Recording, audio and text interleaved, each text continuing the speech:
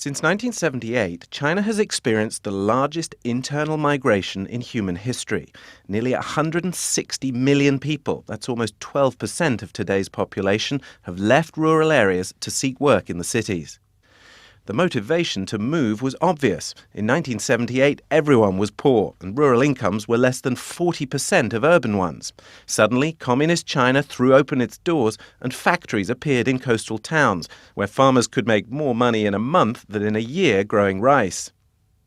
Migrants moved from the poorest inland provinces such as Guizhou, Sichuan, and Anhui. In 1980, farmers here lived on less than $2 a day. According to Cam Wing Chan at the University of Washington, more than 10 million workers migrated out of their home province between 1990 and 1995. Another 32 million migrated from 1995 to 2000, and yet another 38 million over the next 5 years. By 2011, nearly 160 million rural Chinese were working far from home. Between 2001 and 2010, migration contributed nearly 20% of China's economic growth. But it has all come at a personal cost. Many migrants spend years away from their family. Industrialization has also caused a terrible pollution problem, but many feel the huge personal and national economic impact have made it worthwhile. In the 1990s, the wealth gap between rural and urban China opened wide. Though the gap has closed a little, this is still a huge social issue, with tens of thousands of cases of rural unrest each year.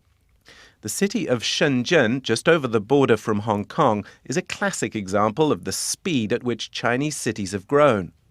Shenzhen has sprawled from a town of a few thousand in 1978 to a city of 12 million people in 2010, and it's set to keep on growing.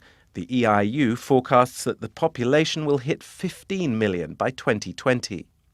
In just over 30 years, the GDP of coastal provinces such as Guangdong, where Shenzhen is located, has shot up. Two other coastal provinces, Zhejiang and Jiangsu, in 2010 had the same GDP as Austria and Switzerland, respectively. Now, though, as the cost of labour and land near the coast has risen, manufacturing is moving inland, and fewer migrants are travelling to the coastal cities. As more jobs are created in inland cities and provinces, more wealth is trickling down to rural areas too.